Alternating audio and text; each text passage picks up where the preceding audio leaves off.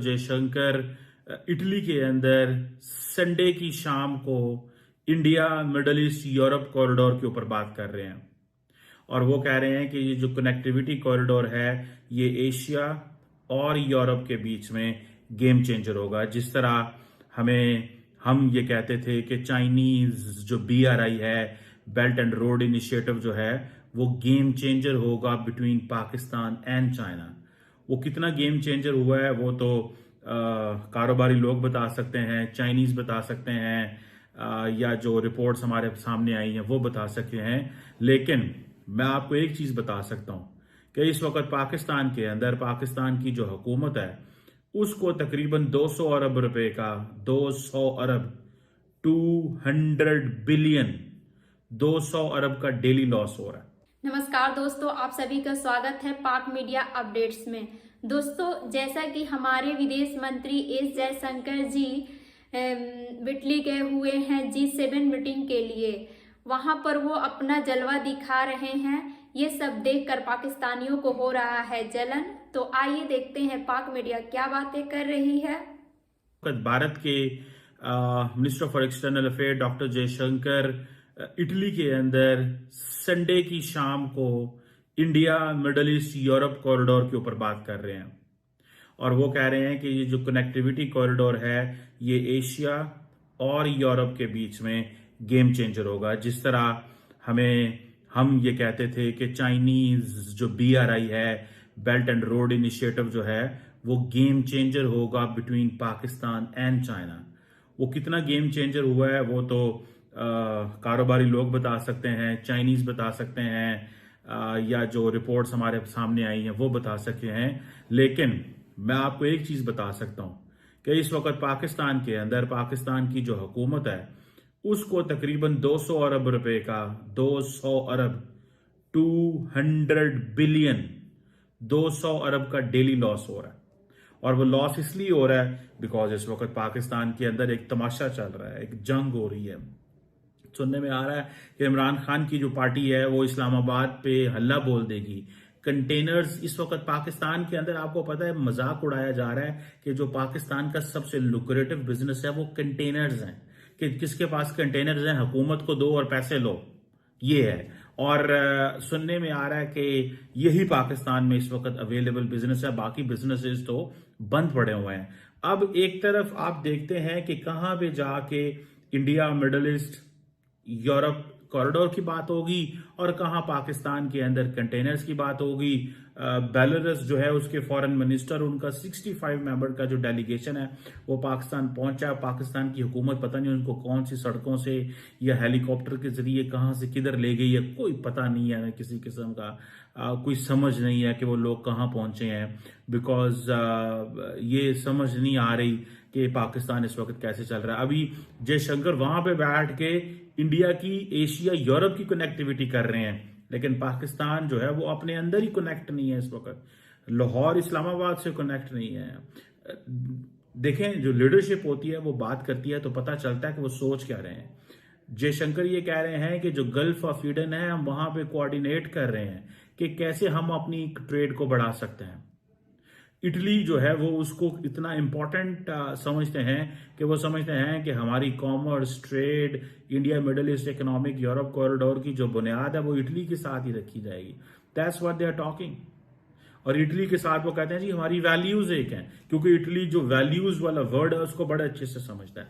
ये जितने भी वेस्टर्न जो ममालिक होते हैं, ये वैल्यूज वाले जो अल्फाज होते हैं ना, जिनमें values, shared values, democracy, human rights, freedom of speech, इनको बहुत अच्छे से समझते हैं। और क्योंकि इंडिया के अंदर जमहूरियत है, नरेंद्र मोदी इलेक्शन जीत के आते हैं। अभी कल उन्होंने महाराष्ट्र में इलेक्शन जीता है और वहां पे वो दे मेड देयर पॉइंट कि जी हम डिलीवर करते हैं, गुड गवर्नेंस करते हैं। सो नरेंद्र मोदी का जो पॉइंट ऑफ व्यू है कि शेयर्ड वैल्यूज उन्होंने इटली को बता दी हैं और हम जी हमारी जो सारी की सारी जिंदगी है वो जयशंकर कहते हैं कि family centric way of life है। हमारा फूड, हिस्ट्री और इन चीजों से बड़ा लगाव है। लेकिन पाकिस्तान में आपको देखने कोई चीज नजर नहीं आएगी। अब इटली आपको पता है कि influential European and Mediterranean power है। नरेंद्र मोदी की और जॉर्जिया मेलोनी की आपस में केमिस्ट्री जो है वो भी बड़ी इंपॉर्टेंट है।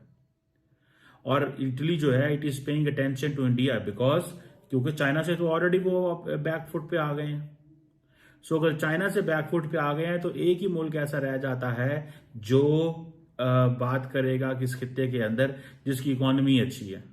मैं सिर्फ एक चीज समझना चाहता हूं अपने जादूगरों से, अपने लोगों से, कि मुझे सिर्फ ये बता दें कि क्या हमारी इकोनॉमी नहीं बेहतर हो सकती? क्या हम कनेक्टिविटी की बात नहीं कर सकते? क्या हम BRI जिसकी चाइना ने हमें बात की, क्या हम उसकी कहानी नहीं सुना सकते? क्या हम CPEC की बातें नहीं कर सकते? क्या हम कनेक्टिविटी की बातें नहीं कर सकते? क्यों हमें आज हमारी जो सिचुएशन है वो इस तरह की है? हमें कुछ सवाल बताए ना कि क्यों हमारा मजाक उड़ाया जा रहा है कि जी ये तो कंटेनरिस्तान है। पाकिस्तान है ना, तो वो कहते हैं कंटेनरिस्तान है। मुझे रिसेंटली एक डिप्लोमेट ने कहा Islamabad is no more Islamabad, is container आबाद। यहाँ पे कंटेनर ही कंटेनर होते हैं। You can not move from one road to another road. ठीक है, एक रोड से दूसरे रोड नहीं। स्कूल बंद, कॉलेज बंद, यूनिवर्सिटियां बंद, हर चीज बंद। मतलब क्या मजाक है। और वो इंडिया क्या बात कर रहा है? वो कनेक्टिविटी की बात कर रहा है। वो इंडिया, मिडल ईस्ट, यूरोप, वो जयशंकर साहब को बुलाया गया है वहां पे G7 के लिए, और वो अपनी जाके उन्होंने लाइन फिट कर ली है कि इटली जो है हमारे लिए कितना इंपॉर्टेंट है। I think this is where we need to pay attention. आज के जमाने के अंदर ये जो G7 के फॉरेन मिनिस्टर्स वहां पे इकट्ठे हो रहे हैं, इटली, इन्होंने इंडिया को क्यों बुलाया? India is not a member of the G7. India is not a member of the G7.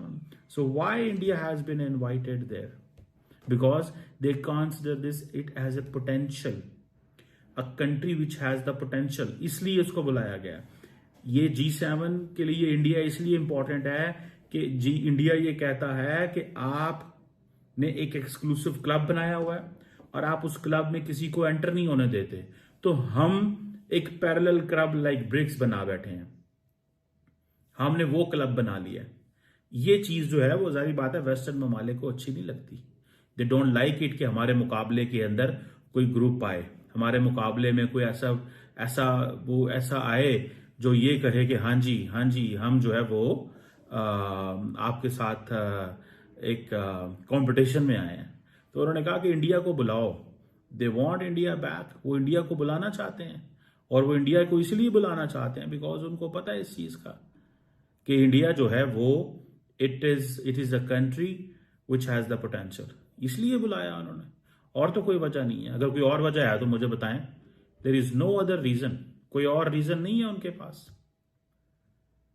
सो यहां पे हमें जिस पे फोकस करना है वो अपनी कनेक्टिविटी पे, बिजनेस पे।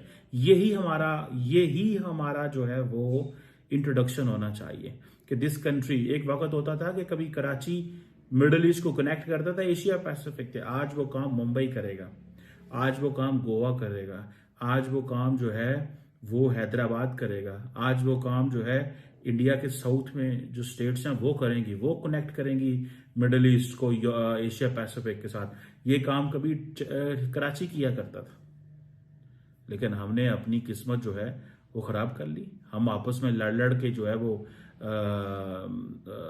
जिसे वो कहते हैं ना हलकान हो गए।